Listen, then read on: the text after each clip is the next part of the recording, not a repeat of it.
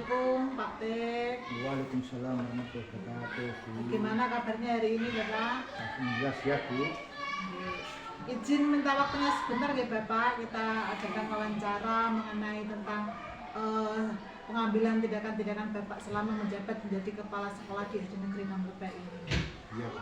Nanti ada beberapa pertanyaan yang saya ajukan kepada Bapak. Nah, untuk yang pertama Bapak ini langsung saja Iya. Bagaimana Anda dapat mengidentifikasi kasus-kasus yang merupakan dilema etika atau bujukan moral, Bapak? Baik Bu Yeni. Cara mengidentifikasi kasus-kasus dilema etika atau bujukan moral adalah yang pertama adalah dengan membedakan antara situasi benar melawan benar. Cara yang kedua dengan mempelajari dan menyimpulkan kasus yang terjadi. Selanjutnya, kesimpulan itu dapat digunakan sebagai bahan untuk menindaklanjuti pengambilan keputusan, baik yang berkaitan dengan dilema etika maupun bujukan moral. Dilema etika dan bujukan moral adalah dua masalah yang sering dialami dalam proses pengambilan keputusan. Dilema etika merupakan sebuah situasi di mana keduanya benar, namun bertentangan dengan pengambilan keputusan benar melawan benar. Sedangkan bujukan moral adalah situasi ketika seseorang dihadapkan pada benar salah, ketika mengambil keputusan benar melawan salah. Dilema etika lebih sulit diatasi karena dipengaruhi oleh beberapa faktor, misalnya tentang cinta, tentang keadilan, kebenaran, dan lain-lain. Sedangkan bujukan moral mudah diatasi karena sudah ada norma benar dan salah bagi setiap pihak. Demikian Bu. Ya, berarti tadi ya Pak ya, membedakan antara benar lawan benar, kemudian mengidentifikasi kasus terlebih dahulu. Ya. Nah, untuk selanjutnya yaitu bagaimana Anda menjalankan pengambilan keputusan di sekolah, terutama untuk kasus-kasus di mana ada dua kepentingan yang sama-sama benar atau sama-sama mengandung nilai dari kebajikan itu, Bapak. Ya, baik Bu Yeni. Pada posisi ini kita diharapkan dapat menghasilkan sebuah keputusan yang terbaik dengan melakukan analisis yang mendalam. Apapun keputusan yang diambil, yang kita ambil harus berdasarkan berbagai pertimbangan yang matang, terukur dan dapat dipertanggungjawabkan. Dan Bu. Ya, berarti melakukan analisis untuk mengukur tadi permasalahannya ya Bapak. Ya. Nah, untuk pertanyaan yang ketiga, langkah-langkah atau prosedur seperti apa yang biasa Anda lakukan selama ini selama menjadi kepala sekolah di SD Negeri 6 Lebak, Bapak?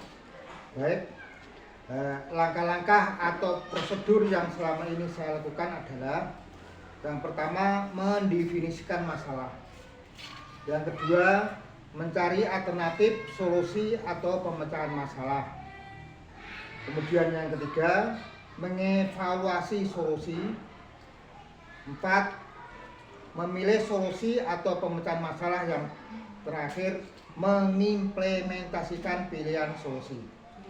Dalam pengambilan keputusan penting biasanya saya juga melibatkan rekan-rekan guru, baik guru-guru senior maupun guru-guru junior, agar hasil yang diputuskan benar-benar keputusan yang terbaik dan dapat dipertanggungjawabkan secara moral. Ya, nah, dari beberapa tadi salah satunya adalah mendefinisikan masalah, kemudian mencari alternatif, kemudian hal-hal apa saja yang selama ini Panjenengan anggap efektif dalam pengambilan keputusan pada kasus-kasus dilema etika. Baik Bu Yeni, sebelum kita mengambil keputusan pada kasus-kasus dilema etika, untuk lebih efektifnya saya menggunakan 3 prinsip resolusi, yaitu yang pertama berpikir berbasis hasil akhir, yang kedua berorientasi pada aturan yang benar, kemudian yang ketiga mengutamakan rasa peduli. Demikian Bu. Ya, berarti menggunakan 3 prinsip yang salah satunya adalah berpikir hasil akhir, kemudian berpikir menggunakan hasil resolusi tadi. Ya. Kemudian selama ini yang merupakan tantangan dalam pengambilan keputusan pada kasus-kasus tersebut itu apa, Bapak? Baik. Tantangan terbesar dalam pengambilan keputusan dilema etika adalah tidak adanya solusi yang jelas yang sesuai dengan norma etika. Dilema etika terjadi ketika dua atau lebih prinsip atau nilai etika saling bertentangan. Ada beberapa tantangan yang lain dalam pengambilan keputusan dalam dilema etika, yaitu ada hal yang sama-sama benar. Kemudian sistem norma dan keyakinan pribadi yang tidak sesuai dengan kode etik profesi. Beberapa pendekatan untuk memecahkan masalah dilema etika antara lain yang pertama menyangkal paradok atau dilema. Kemudian pendekatan teori nilai, yang ketiga menemukan solusi alternatif. Kemudian untuk selanjutnya, apakah Anda memiliki tata kala atau jadwal tertentu dalam sebuah penyelesaian kasus dilema etika, dan apakah Anda langsung menyelesaikan di tempat atau memiliki sebuah jadwal untuk menyelesaikannya? Nah, bentuk atau prosedur seperti apa yang Anda jalankan? Ya, untuk menyelesaikan kasus-kasus dilema etika biasanya saya beri jadwal sesuai dengan urutannya Ibu, supaya tidak tumpang tindih. Jika masalahnya tidak begitu rumit, itu dapat diselesaikan pada hari itu juga. Tapi jika masalahnya terlalu kompleks atau rumit, maka perlu waktu untuk menyelesaikan masalah tersebut. Untuk menyelesaikan masalah yang cukup rumit biasanya kadang bisa juga sering minta bantuan kepada Bapak Ibu guru yang lebih senior, juga ibu Bapak Ibu guru yang junior, sehingga hasil yang kita capai itu adalah merupakan penyelesaian yang terbaik. Berarti tergantung dari permasalahan yang diambil untuk mendapatkan keputusan atau tindakan gitu Pak. Oke. Terus kemudian lagi Mbak Ibu, prosedur untuk menyelesaikan kasus dilema etika yaitu yang pertama mengidentifikasi pertanyaan dari dilema etika. Yang pertama. Yang kedua, membuat daftar fakta yang relevan dari dilema etika tersebut. Ketiga, mengidentifikasi pihak terkait dalam dilema etika. Kemudian apa saja pilihan dalam kasus ini. Dan terakhir, apa saja yang harus kita lakukan. Demikian Ibu. Kemudian adakah seseorang atau faktor-faktor apa yang selama ini mempermudah atau membantu Anda dalam pengambilan keputusan dalam kasus-kasus dilema etika? Baik Bu Yeni, faktor-faktor yang mempermudah atau membantu dalam pengambilan keputusan dalam kasus dilema etika. Dalam pengambilan keputusan dalam kasus-kasus tersebut, kita perlu meminta bantuan rekan-rekan guru, baik yang guru senior maupun guru junior, supaya hasil yang diputuskan lebih akurat dan juga dibantu oleh pihak-pihak terkait. Intinya dalam pengambilan keputusan saya mengutamakan musyawarah untuk mufakat, supaya keputusan yang kita buat bisa dipertanggungjawabkan secara moral. Berarti kuncinya dengan musyawarah mufakat.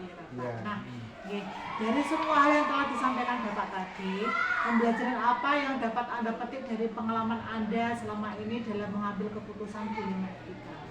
Baik Bu Yani, untuk pembelajaran yang dapat dipetik dari pengalaman mengambil keputusan dilema etika adalah yang pertama, dilema etika mendorong untuk mempertimbangkan konsekuensi tindakan dengan lebih mendalam. Itu yang pertama. Yang kedua, dilema etika dapat berkontribusi pada pengembangan pedoman dan prinsip dan aturan etika. Yang ketiga, dalam pengambilan keputusan dilema etika dapat digunakan 3 prinsip resolusi, yaitu yang pertama berorientasi pada aturan yang benar, kedua berpikir berbasis hasil akhir yang tadi sudah saya utarakan dengan beberapa itu, yang ketiga mengutamakan rasa peduli. Dalam pengambilan keputusan dilema etika dapat mempertimbangkan hak orang lain dan didasarkan pada nilai-nilai seperti kejujuran dan keadilan. Demikianlah jawaban dari saya, Bu Yani. Apabila ada kesalahan atau jawaban yang kurang sempurna, saya mohon maaf yang sebesar-besarnya. Assalamualaikum warahmatullahi wabarakatuh. Terima kasih ya Bapak, dari beberapa obrolan dan beberapa pertanyaan saya ajukan dari Bapak. Terima kasih atas jawaban-jawaban yang sudah sangat sesuai dalam pengambilan keputusan. Nah, Ya, Bu. terima kasih atas waktunya dan mohon maaf karena sudah mengganggu Bapak. Saya mohon izin ya Bapak. Monggo-monggo, Terima kasih. semoga sukses. Assalamualaikum ya Bapak. Waalaikumsalam warahmatullahi wabarakatuh.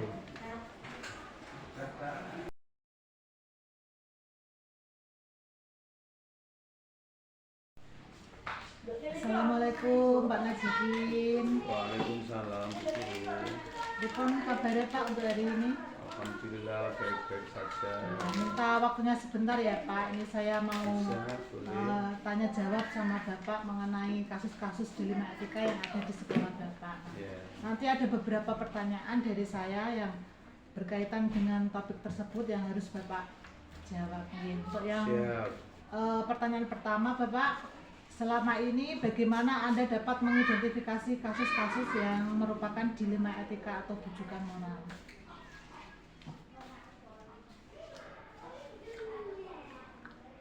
Untuk mengidentifikasi kasus-kasus seperti itu, yaitu saya dengan cara mempelajari dan menyimpulkan kasus-kasus yang terjadi. Selanjutnya kesimpulan itu dapat saya gunakan sebagai bahan untuk menindaklanjuti pengambilan keputusan, baik yang terkait dengan dilema etika atau rujukan moral. Iya, berarti intinya mempelajari kasus terlebih dahulu dan Iya. menarik kesimpulannya ya Bapak. Iya. Nah, untuk selanjutnya, bagaimana Anda menjalankan pengambilan keputusan di sekolah, terutama untuk kasus-kasus di mana ada dua kepentingan yang sama-sama benar atau sama-sama mengandung nilai dari nilai kebajikan tersebut? Untuk hal ini, dalam situasi kalau ada dua kepentingan seperti ini langkah-langkah saya adalah satu, mengumpulkan informasi yang cukup tentang dua kepentingan tersebut Ya. dan mempertimbangkan dampak dari masing-masing keputusan yang diambil. Yang kedua, melibatkan semua pihak yang terkait dalam diskusi dan mendengarkan pandangan mereka dengan terbuka. Ya. Yang selanjutnya, membuat daftar pro dan kontra dari kedua kepentingan tersebut dan mengevaluasi setiap argumen dengan cermat. Ya. Yang keempat, memperhatikan nilai-nilai dan prinsip yang mendasari kedua kepentingan dan mempertimbangkan dampak jangka panjang dari keputusan yang diambil. Dan yang kelima, mencari solusi yang dapat memenuhi kepentingan kedua belah pihak secara adil dan seimbang. Ya. Berarti ada 5 poin ya Pak? Iya, ada 5 poin. Iya. Nah, langkah-langkah atau prosedur seperti apa yang biasa Anda lakukan selama ini Bapak? Langkah-langkahnya yang pertama adalah memikirkan tentang dampak negatif dan positifnya, meminta pendapat warga sekolah, membuat kesimpulan akhir dari masalah tersebut. Kemudian langkah yang kedua, berdasarkan pada aturan yang berlaku, mengutamakan kepentingan bersama. Iya Bapak, berarti langkah yang pertama adalah memikirkan dari dampak negatif maupun positifnya, itulah hal yang paling penting ya Bapak. Nah, untuk selanjutnya, hal-hal apa saja yang selama ini Anda anggap efektif dalam pengambilan keputusan pada kasus-kasus dilema etika? Yang pertama itu mengidentifikasi masalah, mengumpulkan informasi yang relevan, mencari solusi. Kemudian yang kedua, memberikan jawaban yang berbeda, yaitu mengambil secara personal yang berkait dengan kasus dilema etika, menanyakan permasalahan untuk menggali informasi sehingga dapat memberikan solusi tergantung kerumitan masalah. Gitu. Iya Bapak, bagus sekali. Kemudian yang selanjutnya itu hal-hal apa saja yang selama ini merupakan tantangan dalam pengambilan keputusan pada kasus-kasus tersebut Bapak? Tantangannya yang pertama, rasa keadilan dan rasa kasihan atas perlakuan yang sama pada semua orang. Kemudian yang kedua, timbulnya perbedaan pendapat tentang sebuah keputusan, perbedaan latar belakang pemikiran, pemahaman, sehingga kelompok kecil harus melawan kelompok besar. Itu tantangannya. Iya Bapak, itu keadilan melawan rasa kasihan, kemudian timbulnya perbedaan dan antara kelompok kecil itu ya Bapak. Nah, apakah Anda memiliki sebuah tata kala atau jadwal tertentu dalam sebuah penyelesaian kasus dilema etika, dan apakah Anda langsung menyelesaikan di tempat atau juga memiliki sebuah jadwal yang menyelesaikannya, bentuk atau prosedur seperti apa yang Anda jalankan, Bapak? Ya pasti ada. Yang pertama, secara aturan sudah ditentukan, namun ada pertimbangan dari sisi lain. Yang kedua, semua itu perlu adanya pemikiran jernih serta argumentasi yang kuat, langsung menyelesaikan di tempat dengan mencatat di buku pembinaan dan ditangani oleh yang bersangkutan dengan permasalahannya. Nah, berarti ada perlunya pertimbangan dan argumentasi tadi. Kemudian, adakah seseorang atau faktor-faktor apa yang selama ini mempermudah atau membantu Bapak dalam pengambilan keputusan dalam kasus-kasus dilema etika? Ada faktor-faktornya. Satu, pimpinan dibantu oleh Dewan Guru, tim pengembangan karakter dan wali murid. Yang kedua, pimpinan dibantu para wakil kepala sekolah, para guru yang sudah mengalami dilema etika. Berarti ini semua warga sekolah ikut membantu ya, Iya, Bapak? terlibat di dalamnya. Iya. Nah, dari semua hal yang telah disampaikan tadi, pembelajaran apa yang dapat Bapak petik dari pengalaman Bapak yang untuk mengambil keputusan-keputusan dilema etika tadi, Bapak? Pembelajarannya yang pertama, pembelajaran yang dapat dipetik adalah mempertimbangkan dengan sebaik-baiknya dari segala sisi, sehingga kita betul-betul merasa yakin dengan keputusan yang didapat. Yang kedua, menambah ilmu dan wawasan dalam pengambilan keputusan, dan saya akan mengambil keputusan berdasarkan nilai-nilai kebajikan dengan pertimbangan yang sudah baik dan benar. Iya, sangat menarik sekali, Bapak. Nah, terima kasih ya Bapak atas berbagi informasinya di Sama-sama. siang hari ini. Saya mohon maaf apabila mengganggu Bapak, dan sekali lagi terima kasih ya Pak. Ya, sama-sama. Iya.